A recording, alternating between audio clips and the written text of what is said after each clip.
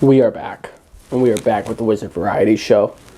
I'm Sam Beckman, your host, and I was going to have a guest on today, but kind of happened last second, so it's not going to happen today, but I'm talking about the Bees. I'm talking about Batman and the Beatles. Some of my favorite things. We're switching from movies. There might be a movie mentioned today, but it doesn't mean that my topic is movies now. The reason it's favorites is because I want to have some people on talk about some things, just hobbies, interests, culture, that kind of thing. We're going to start with the Beatles. Beatles, as you know, if you know me, which I keep saying if you know me, but not a lot of people do, they're one of my favorite bands ever. The simplicity and the musicality of the band is why I love them so much. They have a lot of charm. I like romantic music. I love the piano that's in a lot of their stuff. George Martin, the fifth Beatle, in my opinion. He did a lot for their production that really set the basis for all bands today.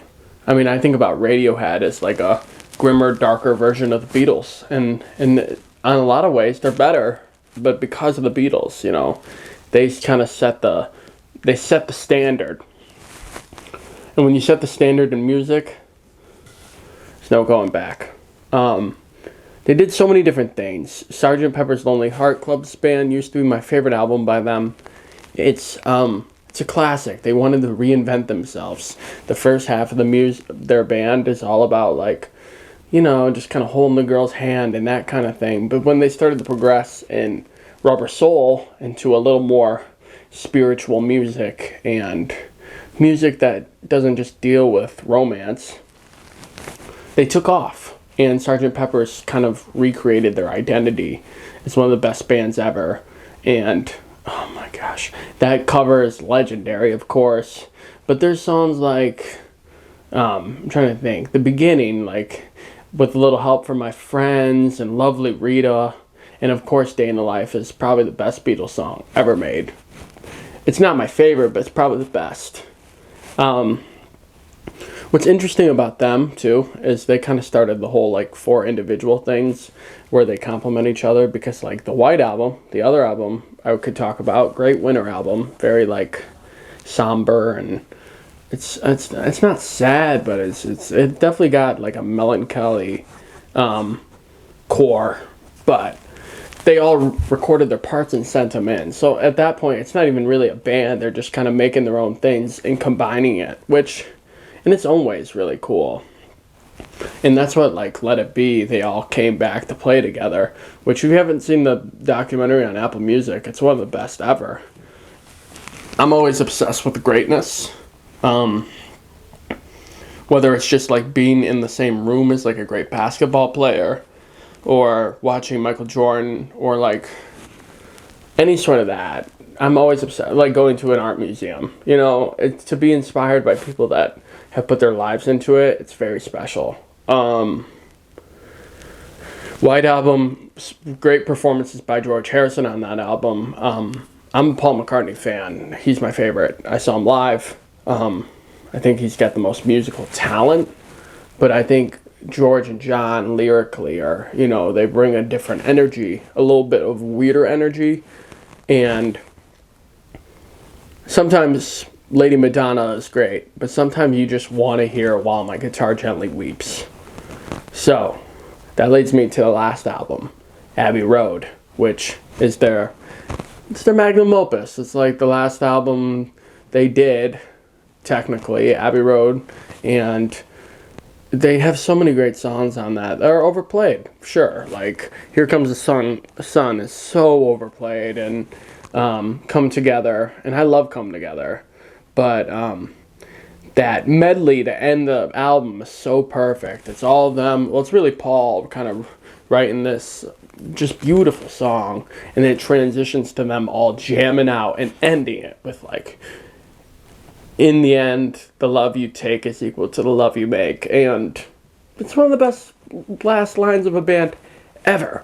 So, people dog the Beatles, and I get that, listening to them, maybe my music sense, I could be listening to some artists that are better now, and more like, Elliott Smith type, and just like a little more progressive, but I love the simplicity of the Beatles. It's perfect. It's like they're like Apple. They're like Apple products. They work, and they always will work.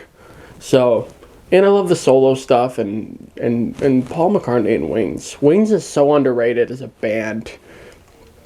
They have some corny songs, sure, but like if you think Silly Love Songs is corny, I wouldn't disagree with you, but I just would argue that you should listen to the bass line instead of just focusing on the "it isn't silly," just like the constant repeating. So overall, Beatles are one of my favorite bands ever. And if you haven't listened to them, or you haven't watched Yellow Submarine, or even like Hard Day's Night, I liked. But they're just so culturally iconic and great music, especially if you just get past the like Help and Here Comes the Sun and all their real basic songs. They have so much great stuff. So I'd recommend listening to Sgt. Pepper's White Album, Abbey Road. Batman. Now, I'm a huge Batman fan, and I'm kind of a asshole Batman fan. Like, I'm very particular. I've said it before. I'll say it. I said it on my video that will drop tomorrow, about The Dark Knight, and it's not my favorite rendition. I think Christian Bale's a great actor, one of the greatest, and he's just not my Batman. He's great. He's a great Wayne, but Robert Pattinson, for me, does it as the best Batman because he's a lot like the comics, and I want to feel that fear. I want to feel like this guy, he's a sociopath. At 11 years old, he made a promise that he wasn't going to kill anyone, but he was going to stop crime by himself in the city when he's a millionaire, and he probably could be like donating to environmental causes and like, kind of helping on a like more of a country scale, but he was doing it in Gotham City. So it's wild because someone so delirious like that makes him also a great superhero because I love the idea that Batman with prep time beats any superhero, and you want to feel that. And the Batman's an early story. The Riddler is a serial killer, and it's got that detective noir vibe. And I think detective noir is at its core what the Caped Crusader is all about, because he is the world's greatest detective. He's supposed to solve mysteries. He figures them out. And Gotham City is such a great place for that because it's just crime. And crime is where crime happens, corruption, and I love the detective story. I love the kind of the tosses and turns. Zoe Kravitz's Batman is incredible. I mean Catwoman, sorry, but in Batman, I like her a lot, and I love Colin Farrell as the Penguin too, because the Penguin, it's like he's a good villain in a great villain like category, and he's just a rich guy that kind of is like, well, literally like if your 11-year-old daughter like made a bet with him on accident, he would come and take her collection because that's the kind of guy he is. So to be mindful of that, they made him really like a good character where like he didn't seem like a chump. I liked Gordon. I kind of like the like jokes of it where it's like thumb drive and it's someone's thumb cut off, which is disgusting, but kind of adds to the like, oh, it's a movie, it's a comic, it's a superhero movie. So you don't take those too seriously. The next rendition, or like I guess version of the Batman I really love is the animated series. The animated series, if you watch that show, it was made on black construction paper, like all the backgrounds, and the art style is pretty much like a core of like what I try to draw people like in my artwork. It's so cool, it's so simple. Bruce Timm was a he was a self-taught artist that did that whole show, and it's a very simple art style, but it's one of my favorite looking Jokers ever. Mark Hamill. I know he's Luke Skywalker, and I love him as Luke Skywalker, but him as the Joker is it's breathtaking. He's extravagant. He's theatrical. I like a little goofiness. I mean, Joker's a killer for sure, and he's scary, but I like a little bit of fun and campiness. So I think that show doesn't take itself too seriously, and I think that's where sometimes Christian Bale's Batman kind of fell off for me, is because I'm like, I'm Batman. And like, just, that gargly voice. I'm just not for it. I don't think he wants to strike fear into people, but I think he does it better when he's like calm most of the time, and then just breaks out, or like you're knocked out and all of a sudden you're hanging from a building. Is it a red flag to be a Batman fan? A lot of people think so. Because, he is a millionaire playboy, and that part is cool too, but you got to understand to play both sides, which Kevin Conroy as Batman in the animated series does better than anyone. He's the best Batman in my eyes ever, like animated or movie, because he plays him with so much humility. He is just a kid that lost his parents in a accident, in a murder years ago, and you can see that, and he tries to find a little bit more balance of Bruce Wayne. Like, he plays the appearance well, but every episode focuses on a different villain, a different story. Sometimes it's not a super villain, but it's got so much heart, and I could rewatch an episode 6 times, wouldn't get bored. That's the best show to watch. You could watch that show at night. It's a very good like comfort show. 20 minutes. It was visual storytelling. Robin's cool in it. Yeah, Mark Hamill, Two-Face is cool in it. Poison Ivy, one of my faves. Harley Quinn was made from that show. So, something you got to consider in the Batman lore. The show is excellent. You got to watch it on HBO Max.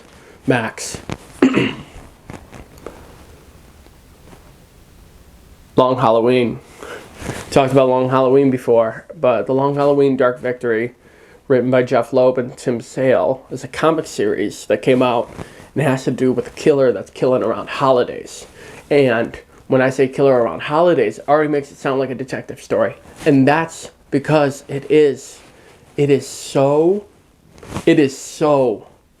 good at kind of being like, who's the killer? And it goes through each holiday is focused around another Batman villain. And Tim Sale is one of my favorite artists ever. He does these like long, over-exaggerated faces and bodies. Joker's teeth are like this tall, and he's got a head that's kind of like triangle Dorito, upside down. But he's terrifying, and it does a good job of like that noir Batman story. The killer, you don't know who it is, and you really should know, and you don't for the first time. And I read it once a year, and maybe twice a year, and every time I catch something new. The artwork is so good. Just do it for the artwork if you don't like a story.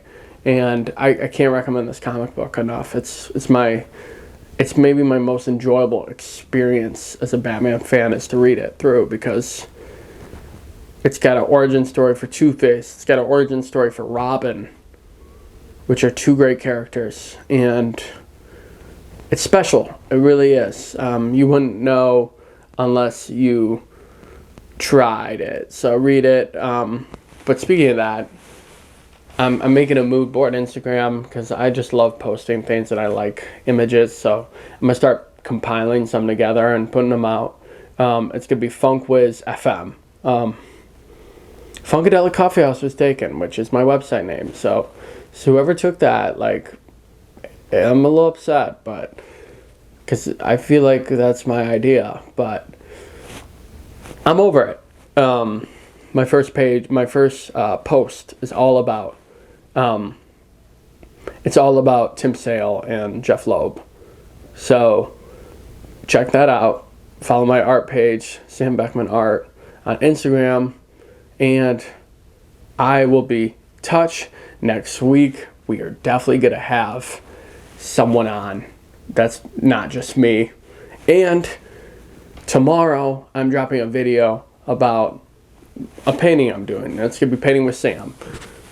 Great new series I'm starting. I got a lot in store. I got a lot of ideas. We're going to see what works, what doesn't. But you should expect a lot from me. Sorry if I'm annoying you, but I got to keep making these videos. Thank you so much. I appreciate anyone that watches my video, likes my video, comments on my video, or even just interacts with me. And I will see you later.